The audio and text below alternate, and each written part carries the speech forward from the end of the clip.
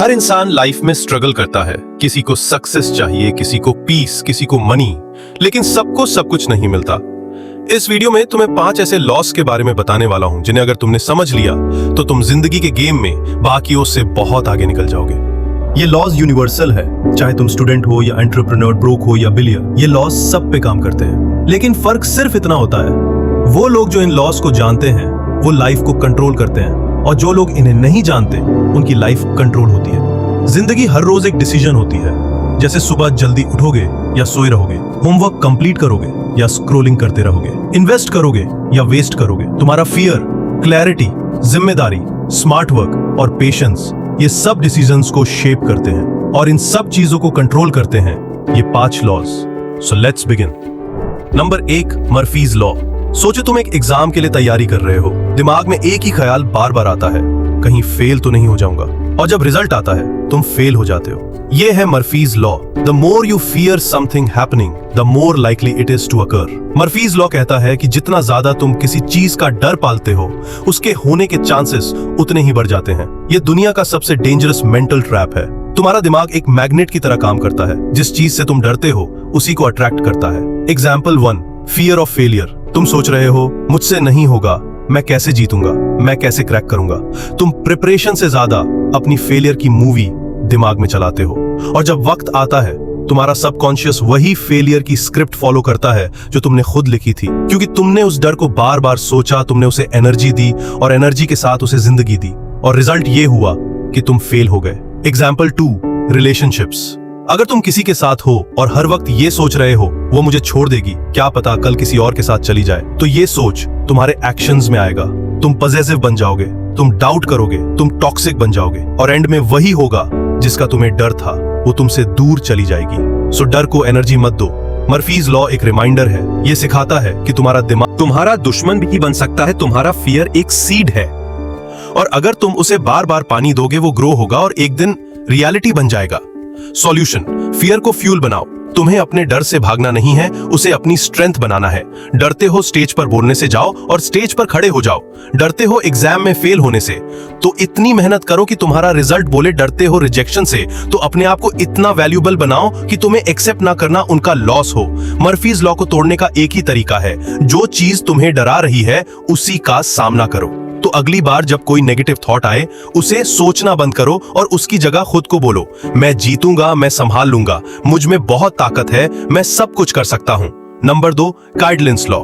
ये लॉ कहता है जब तक तुम किसी प्रॉब्लम को सिंपल वर्ड्स में लिख नहीं सकते, तुम्हें वो प्रॉब्लम समझ ही नहीं आएगा। तुम्हारा दिमाग तुम्हारे थॉट्स को स्पिन करता है, जैसे एक वॉशिंग मशीन सब कुछ घूमता रहता है, fears, doubts, ideas, stress.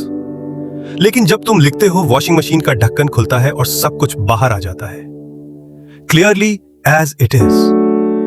किडलिंग्स law तुमसे ये कह रहा है, सोचना क्लैरिटी नहीं देता, लिखना क्लैरिटी देता है। इसलिए सब सक्सेसफुल लोग जर्नलिंग करते हैं।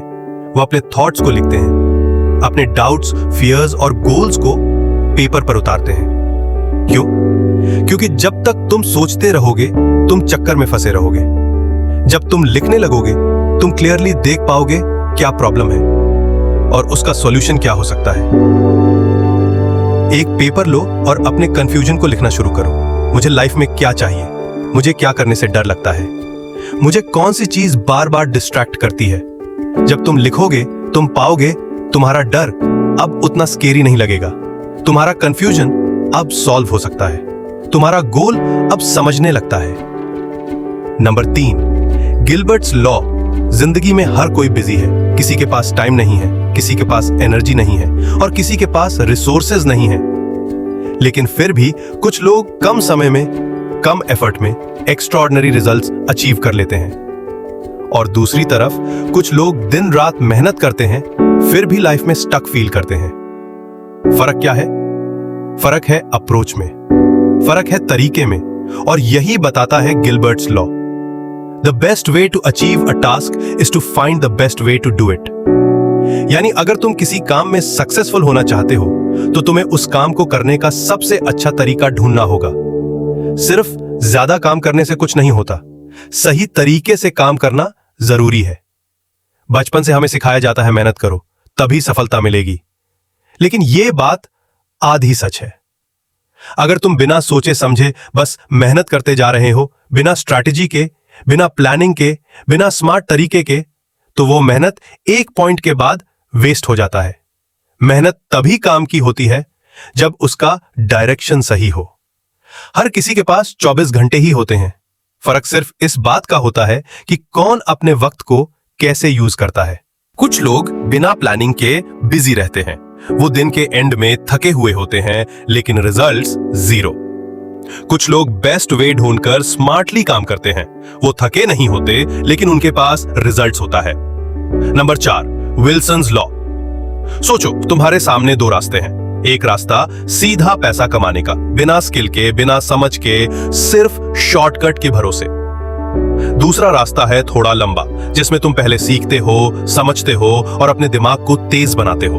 ज्यादातर लोग पहला रास्ता चुनते हैं और शॉर्टकट के चक्कर में अपनी जिंदगी दांव पे लगाता है। पर विल्सन का लॉ कहते हैं, if your prioritises knowledge and intelligence, money will continue to come. यानी अगर तुम्हारा फोकस स्किल बिल्डिंग और मेंटल ग्रोथ पे है, तो पैसा अपने आप अट्रैक्ट होगा, तुम्हें भागना नहीं पड़ेगा।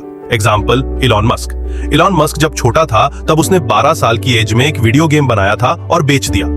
तब ना उसके पास टेस्ला थी, ना स्पेसएक्स, लेकिन उसके पास था क्रेजी ऑब्सेशन टू लर्न। वो दिन भर बुक्स पढ़ता था, इंजीनियरिंग, फिजिक्स, रॉकेट साइंस। उसने अपने दिमाग को इतना पावरफुल बनाया कि आज उसका एक ट्वीट $1 बिलियन मार्केट हिला देता है। पैसा उसके पीछे आता है क्योंकि उसने पहले अपना माइंड बिल्ड किया, और आज के जमाने में लोग पहले पैसा चाहते हैं, बाद में स्किल। उन्हें लगता है कि YouTube पे 10 मिनट की वीडियोस देख के करोड़पति बन जाएंगे। रील में 30 सेकंड में पैसा कमाना सीख लेंगे, लेकिन रियल गेम है जो लोग रोज थोड़ा थोड़ा सीख रहे हैं, नए आइडियाज सोच रहे हैं, नए टूल्स और टेक्नोलॉजी को समझ रहे हैं, वही लोग लॉन्ग टर्म में जीतेंगे। आज अगर तुम्हारे पास पैसा है लेकिन दिमाग नहीं, तो वो पैसा भी चला जाएगा। लेकिन अगर तुम्हारे पास दिमाग है, skills, intelligence, problem solving, decision making, तो पैसा चला भी गया तो वापस आ जाएगा। यही रीजन है कि एक इंटेलिजेंट आदमी 10 बार फेल होने के बाद भी वापस उठ जाता है, और एक बेवकूफ लॉटरी जीत के भी बेरोजगार हो जाता है। आज अगर तुम 1 घंटा हर रोज सीखने में लगाते हो, बुक्स, वीडियोस, ऑब्जर्वेशंस, मेंटोरशिप्स, तो 2-3 साल बाद तुम एक नए लेवल पे पहुंच जाओगे। Number 5, Falkland's law. जिंदगी में हर वक्त तुम्हें डिसीजंस लेना पड़ता है। कौन सी स्कूल में एडमिशन ले, क्या लेकर आगे पढ़ाई करे, कौन सा मोबाइल खरीदे, क्या करे, क्या ना करे। लाइफ में हर छोटी छोटी चीजों के लिए सोचना पड़ता है, डिसीजंस लेना पड़ता है। लेकिन फोकलैंड्स लॉ कहता है, अगर कोई डिसीजन अभी के अभी लेना जरूरी नहीं है, तो उस डिसीजन को जल्दबाजी में मत लो। ये लॉ सिंपल लगता है, पर इसके पीछे एक बहुत गहरी अंडरस्टैंडिंग छुपी है। हर डिसीजन का अपना वक्त होता है। उसे जल्दबाजी में लेना बेवकूफी, और उसे डिले करके अच्छे से सोच के लेना समझदारी। एग्जाम्पल, वॉरेन बफेट के पास हर वक्त हजारों इन्वेस्टमेंट आइडियाज आते हैं, पर वो तुरंत इन्वेस्ट नहीं करता। वो वेट करता है सालों तक, जब एक परफेक्ट अपॉर्चुनिटी नहीं मिलती, जब सब मार्केट में पैनिक के कर रहे होते हैं, तब वो काम सोचता है।